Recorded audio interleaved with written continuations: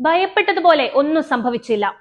2 football സ്റ്റേഡിയങ്ങളുടെ വലിപ്പമുള്ള ഭീമൻ ചിഹ്നഗ്രഹം 2024 ON ഭൂമിക്ക് യാതൊരു പരിക്കും ഏൽപ്പിക്കാതെ കടന്നുപോയി. September 17 central European summer time പ്രകാരം 10-17 2024 ON ചിഹ്നഗ്രഹം ഭൂമിക്ക് ഏറ്റവും അടുത്തെത്തുക എന്ന് യൂറോപ്യൻ സ്പേസ് ഏജൻസി നേരത്തെ അറിയിച്ചിരുന്നു. എന്നാൽ സൗമ്യതയോടെ 2024 ON ഭൂമിയെ പിന്നിലാക്കി കുതിച്ചു. 2035 വീണ്ടും 2024 ON ഭൂമിക്ക് അരികിലെത്തും. കണ്ടെത്തിയത് മുതൽ നാസ വിടാതെ പിന്തുടർന്ന ചിഹ്നഗ്രഹമായിരുന്നു 2024 ON.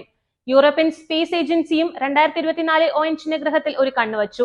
അസാധാരണമായ വലിപ്പവും വേഗവുമായിരുന്നു ഇതിന് കാരണം.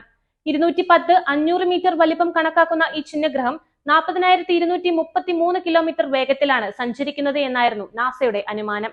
ഭൂമിയെ തൊട്ടുപോലും നോവിക്കാതെ 2024 ON സുരക്ഷിത അകലത്തിലൂടെയാണ് കടന്നു പോകുമെന്ന് നാസ നേരത്തെ പ്രവചിച്ചുവെങ്കിലും ബഹിരാകാശത്തെ മറ്റ് കൂട്ടിയിടികളെ തുടർന്ന് ചിഹ്നഗ്രഹത്തിന്റെ സഞ്ചാരപാതയിൽ വ്യതിയാനമുണ്ടായാൽ അത് ഭൂമിയിൽ കനത്ത നാശനഷ്ടമുണ്ടാക്കുമെന്നതായിരുന്നു ആശങ്കകൾക്ക് കാരണം. എന്നാൽ എല്ലാ ആശങ്കകളും അവസാനിപ്പിച്ച് 2024 ON ചിഹ്നഗ്രഹം കടന്നുപോയി. ഭൂമിയിൽ നിന്ന് 9,97,793 കിലോമീറ്റർ അകലത്തിലൂടെയാണ് 2024 ON ചിഹ്നഗ്രഹം കടന്നുപോയത് എന്നാണ് കണക്കാക്കുന്നത്.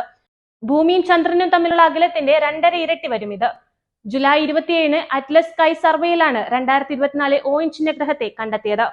ഇതിനുശേഷം നാസയുടെ near earth object observation program സൂക്ഷ്മമായ ചിഹ്നഗ്രഹത്തിന്റെ പാത നിരീക്ഷിച്ചു വരികയായിരുന്നു. നാസയുടെ കാലിഫോർണിയയിലുള്ള ജെറ്റ് പ്രൊപൽഷൻ ലബോറട്ടറി 2024 ON ചിഹ്നഗ്രഹത്തിന്റെ വലിപ്പവും രൂപവും ഒപ്റ്റിക്കൽ ടെലിസ്കോപ്പുകൾ ഉപയോഗിച്ച് പഠിച്ചു. 2035 ഈ ചിഹ്നഗ്രഹം വീണ്ടും ഭൂമിക്ക് അരികിലെത്തുമെന്ന് കണക്കാക്കുന്നു.